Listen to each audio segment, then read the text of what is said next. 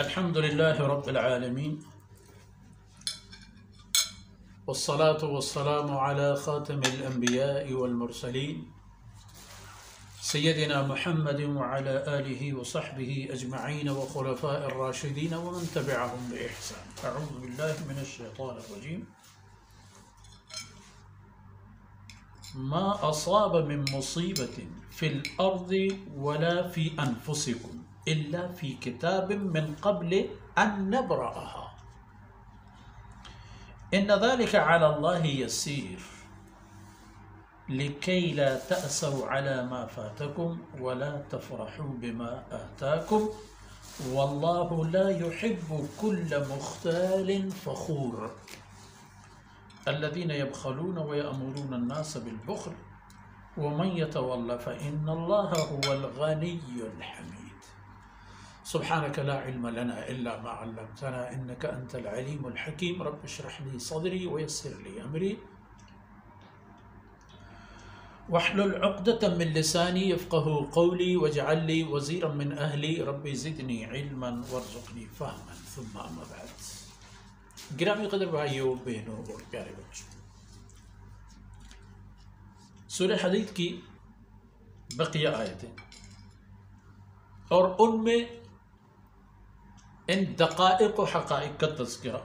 ما اصاب من مصیبت فی الارض ولا فی انفسکم، کوئی ایسی مصیبت، پیش آمد، حادثہ یا واقعہ ایسا نہیں ہے کہ جو آپ کے ماحول سے متعلق ہو یا آپ کے وجود سے متعلق ہو.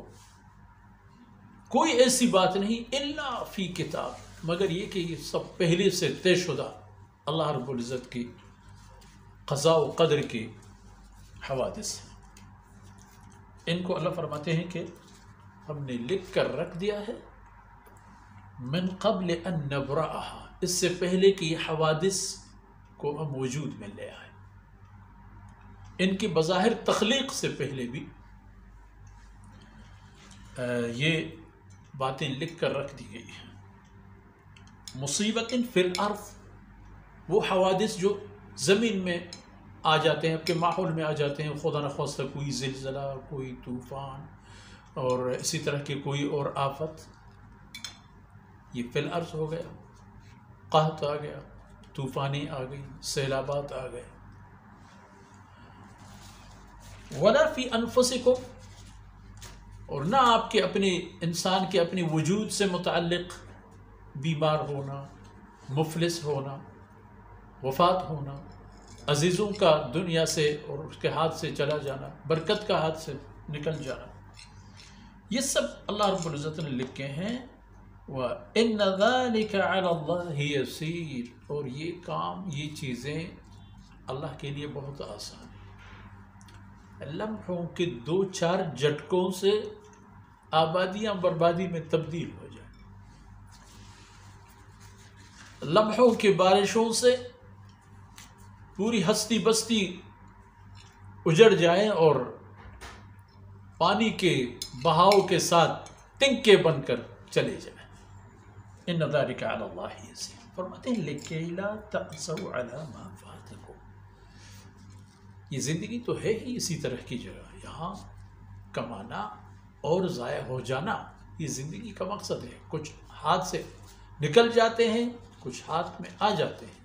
یہ ہاتھ میں آ جانا یہ بھی اللہ کی طرف سے، اور ہاتھ سے نکل جانا بھی اللہ کی مرضی، تاکہ تم لوگ افسوس نہ کرو علی ما فاتکم، ان چیزوں سے متعلق جو تم سے چھن جائیں، ہاتھ سے نکل جائیں. ہاتھ سے نکلی ہوئی چیزوں کی افسوس نہ ہو. ولا تفرحوا بما آتاکم، اور جو چیز جو حقیقت اللہ رب العزت دے دیتا ہے اس کے بارے میں بھی حد سے زیادہ نہ اتراؤ، خوشیوں کے ایسے اظہار نہ کرو کہ جس سے اللہ رب العزت کی ناراضگی کا مرحلہ آ جائے. کیونکہ واللہ لا يحب كل مختال فخور، اللہ رب العزت کسی صورت میں بھی پسند نہیں فرماتے ہیں کسی ایسے انسان کو جو مغرور اور متکبر ہو. ایسے لوگ اللہ کو پسند نہیں ہیں. اور یہ کون؟ الذین یبخلون، یہ وہی لوگ ہیں کہ جو اللہ کی دی ہوئی نعمتوں سے متعلق بخل اختیار کرتے ہیں، ان وسائل کو اللہ کی مرضی کے مطابق خرچ نہیں کرتے۔ وَيَأْمُرُونَ النَّاسَ بِالْبُخْلِ، اور لوگوں کو بھی بخل اور بخیلی کی، کنجوسی کی ترغیب دے دیتے ہیں۔ تو فرماتے ہیں چاہے یہ ہو یا وہ ہو، جیسا ہو ویسا ہو، فَإِنَّ اللَّهَ هُوَ الْغَنِيُّ الْحَمِيدُ، وہ اللہ ہی کی ذات ہے جو بے نیاز ہے، کبھی کسی کا محتاج نہیں ہوگا، اور حمید، اللہ کی ذات ہے ہی وہ ذات کہ جو اپنی ذاتی حیثیت سے بہترین تعریفات کا لائق ہے، اور اس سے بہتر کوئی نہیں ہے کہ جو ان صفات سے متصف ہو۔ تو مطلب یہ ہے کہ اللہ رب العزت جو نعمتیں دے دیتا ہے، اور اللہ کی یہ نعمتیں آنا، نعمتوں کا ہاتھ سے نکل جانا، یہ تمام امتحانات ہیں۔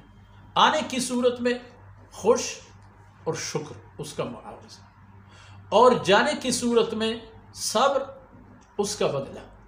دونوں صورتوں میں جناب رسول اللہ صلی اللہ علیہ وسلم نے فرمایا کہ مومن کو جب کوئی تکلیف پہنچے صبر کرے تو اللہ اس پر نوازتا ہے، اسے اجر دیتا ہے، خوشی آ جائے شکر ادا کرتا ہے، اس پر بھی اللہ اسے نوازتا ہے۔ تو اللہ نے یہ چیزیں اس لیے دی ہیں کہ صبر اور شکر دونوں جس کا مرحلہ آئے وہی عمل انجام دے دیا جائے، اور اس سے اللہ رب العزت کی قربت حاصل کیا جائے۔ تو مطلب یہ ہے کہ اللہ رب العزت نے یہاں کی زندگی یہاں کے لیے نہیں، وہاں کے لیے یعنی آخرت کے لیے دے دی ہے، اور یہ سارے اعمال دراصل ہوتے ہیں انسان کی اخروی زندگی کے لیے، اللہ کی رحمتیں حاصل کرنا اور اللہ کے غضب سے بچنے کا سرمایہ، اور ان سرمایوں سے متعلق انسان کو غافل و بے خبر نہیں ہونا چاہیے۔ ان معروضات کے ساتھ ہی آج کی باتیں اختتام پذیر ہوتی ہیں۔ اللہ رب العزت کوتاہیوں سے درگزر فرمائے، اور جو کچھ عرض کیا گیا میرے اور آپ کے حسنات میں شامل ہو جائیں۔ وصلی اللہ علی نبینا محمد وعلی آلہ وصحبہ۔